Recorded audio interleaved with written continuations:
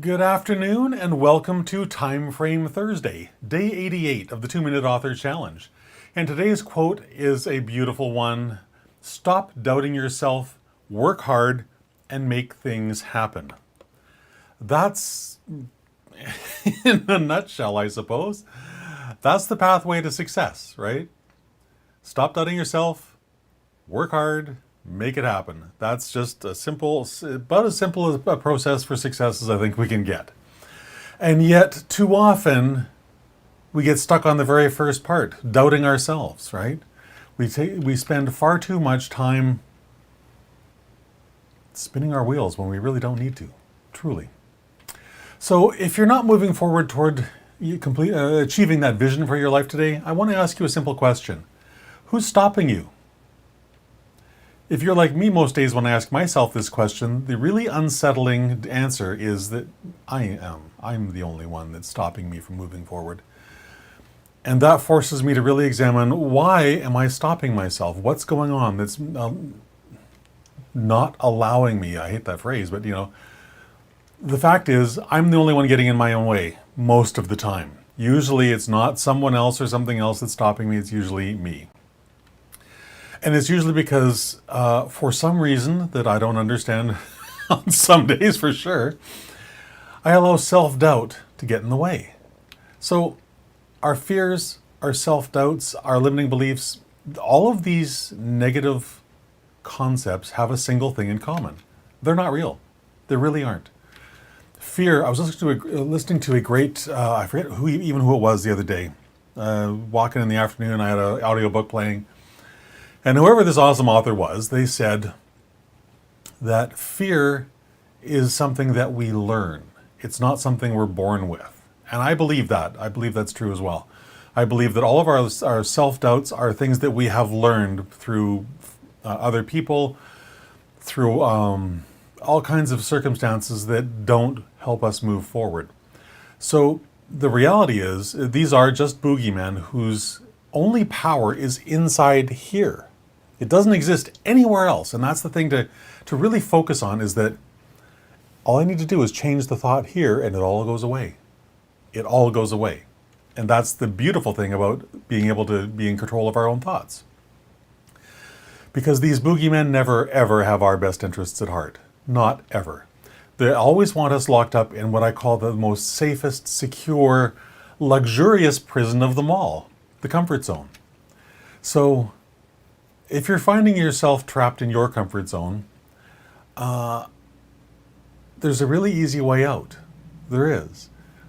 But before I get to that, I want to start, I refer to the comfort zone as the place where all of my dreams, my desires, my visions, my hopes for my life go to die. Because if I stay inside that comfort zone, I will never, ever do the work that's required to turn those dreams and those visions and those hopes into reality. My bet is it's also, that statement's probably true for you as well. I really do. So the solution, of course, is very simple. Push yourself past whatever you think your limits are, whatever you think you're capable of.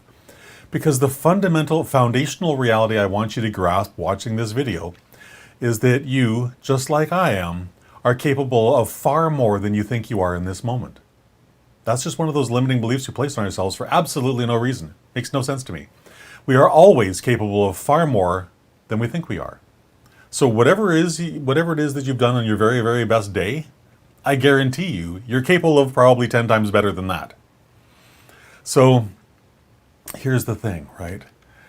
I want you, if you're struggling today with moving out of the comfort zone, for moving forward towards your hopes and dreams, if you're finding it really difficult to move forward with your book, like to get those next words out, just grab onto your courage and take a leap of faith. Because as Julia Cameron so rightly says, the net will appear because it must appear. It has no choice. We've leapt, we've done our part. Therefore, the universe needs to take over and do its part and save us from crashing into the ground, right? So schedule the steps necessary to achieve success. The simple stuff. And then this is the empowering portion of that statement. You got to keep those appointments. You really do. So when it comes to writing and publishing a book, I state there are a couple of things you absolutely must do. Number one, You must schedule your writing appointments. That's not negotiable. And neither is keeping those appointments with yourself. That's also not negotiable. Because when you do those two things, then you're living in personal integrity. And if you heard me talk about this before, you'll know that all personal integrity means is that I will do what I said I would do when I said I would do it, whether I feel like it or not. Because how I feel about writing those words is thoroughly irrelevant. The only thing that's actually important is that those words get written. I can always fix them later, and that's the beauty of a first draft. I don't care if the first draft sucks. I don't care if it's awful, if it's the worst thing I've ever written. Because I can always make it better, but I can't fix a blank page. Therein lies the problem. I need to put something on the page so I can make it better later. And so that's how I approach it. So when you schedule your writing sessions and you keep those appointments with yourself, your completed book becomes inevitable. And I can't speak for you, but I can speak for me. I love it when writing my book is inevitable. So if you're struggling today, just follow this simple formula. Schedule your writing time. Keep those appointments with yourself. Whether you feel like it or not, doesn't matter. Doesn't matter if the words you put out are crap. It really doesn't. As long as there is something on the page, you have something to edit and make better. And that's the point of all of this, right? So I hope that made sense for you. I hope that resonated for you. And if it does, I would love for you to share in the comments what the thought was that sort of like really sort of resonated for you or blew your mind in some small way. I would love to hear that. I'd also love, of course, that you like and share it with your family, your writing friends, anyone who's trying to achieve something amazing in their life, because these principles don't just apply to writing, they apply to life.